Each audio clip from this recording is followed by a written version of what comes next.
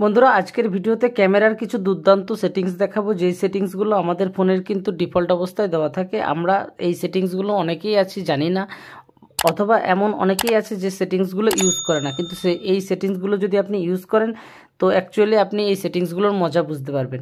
তো বন্ধুরা, আমরা সাধারণত যখন সেলফি তুলি আমরা কি হয়, এরকম ফোনটাকে ধরি, সেলফি তোলার সময় আমাদের আঙুলটা কিন্তু জায়গা মতো পৌঁছায় না।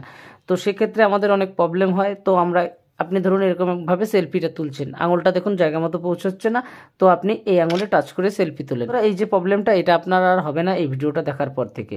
তো বন্ধুরা, এইরকমই ইন্টারেস্টিং ভিডিও পেতে চ্যানেলটাকে অবশ্যই সাবস্ক্রাইব করুন, আর ভিডিওটা ভালো লাগলে অবশ্যই ভিডিওতে একটা লাইক করতে ভুলবেন না।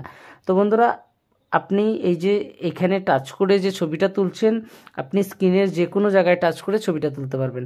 তার জন্য এই 3 ডট অপশনে চলে যান, এখানে দেখুন সেটিংস অপশন পাবেন। এই সেটিংস অপশনে এখানে দেখুন শুটিং মেথড, এই শুটিং মেথডে ক্লিক করব। ক্লিক করার পর এখানে দেখুন 2 ধরনের অপশন আছে আপনার ছবি তোলার জন্য। তো একটা আছে শো প্লাপ, আপনি হাতটা এরকম করে দিলে আপনার ছবিটা উঠে যাবে। দ্বিতীয় যেটা আছে, এটা হচ্ছে ট্যাপ টু ক্যাপচার, মানে আপনি যখন এটাকে ওকে করে দেবেন তো যেখানে আপনি ট্যাপ করবেন, মানে যেখানে আপনি আঙুলটা টাচ করবেন সেখানে আপনার ছবিটা উঠে যাবে। ধরুন আমি এখানে এরকম করে ফোনটা ধরে আছি, আমি আঙুলটা আর এখানে নেব না, আমি এই জায়গাতে ক্লিক করছি, দেখুন আমাদের কিন্তু ছবিটা উঠে গেছে। তো এরকমভাবে আপনি যে কোনো জায়গায় টাচ করলেই আপনার ছবিটা উঠে যাবে। তো বন্ধুরা, 2 নম্বর যে সেটিংসটা দেখাবো এটাও খুব ইম্পর্টেন্ট এবং খুব দারুণ একটা সেটিংস। এই সেটিংসটার জন্য তো বন্ধুরা আমি এখানে একটা কাগজ নিয়ে নিয়েছি, এই লেখাটাকে লক্ষ্য করুন, এটাতে ব্যাক ক্যামেরাতে কিন্তু ছবির লেখাটা স্পষ্ট দেখা যাচ্ছে, পরিষ্কার। এটাকে যদি আমি সেলফিতে তুলি,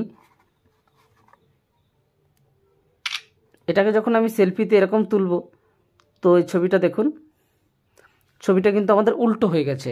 এই ছবিটাকে আপনি যদি চান যে ক্যাপচার করার পর ছবিটা সোজা থাকবে, তার জন্য আপনাকে যে কাজটা করতে হবে, উপর দিকে যে 3 ডট আছে 3 ডটে টাচ করুন, এখানে সেটিংস অপশন আছে, এই সেটিংস অপশনে চলে যান। এখানে দেখুন আমার মিরর সেলফি আছে, অনেকের আবার ফ্লিপ সেলফি থাকে। এই অপশনটা যেটা মিরর সেলফি আছে এটাকে আপনাকে অফ করে দিতে হবে, অথবা যদি আপনার ফোনে ফ্লিপ সেলফি থাকে এটাকে আপনি অফ করে দিন। অফ করে দেওয়ার পর দেখুন এখানে একটা ছবি তুলছি, ছবিটা এইবার দেখুন আমাদের কিন্তু সোজা হয়ে যাবে।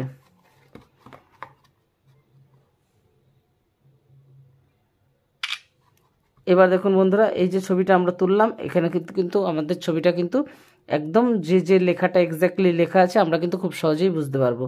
এটা থেকে আপনি আপনার সেলফিটাকে ঘুরিয়ে নিতে পারবেন আর কি। আপনার সেলফিটা কি লেখা আছে সেলফির পেছনে বা যে কোনো লেখা, সেটা আপনি খুব সহজেই বুঝতে পারবেন।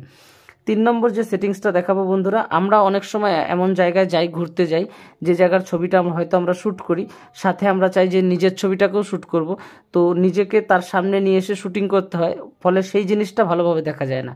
তো আজকের এই ভিডিওর পর থেকে আপনি একসাথে আপনার ডবল ক্যামেরা ইউজ করে আপনি একসাথে ব্যাক ক্যামেরা এবং ফ্রন্ট ক্যামেরা দুটোরই ছবি শ্যুট করতে পারবেন।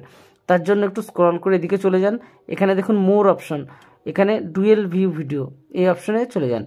এখান থেকে যদি আপনি ভিডিও শ্যুট করেন বা এখান থেকে আপনি যখন যা শ্যুট করবেন, আপনার কিন্তু বন্ধুরা দেখুন back camera plus front camera দুটো ক্যামেরাই আপনি ইউজ করতে পারবেন।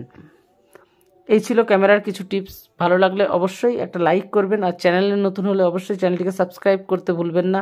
আর এই ভিডিওটা আপনার কেমন লাগলো অবশ্যই কমেন্ট বক্সে লিখে জানান।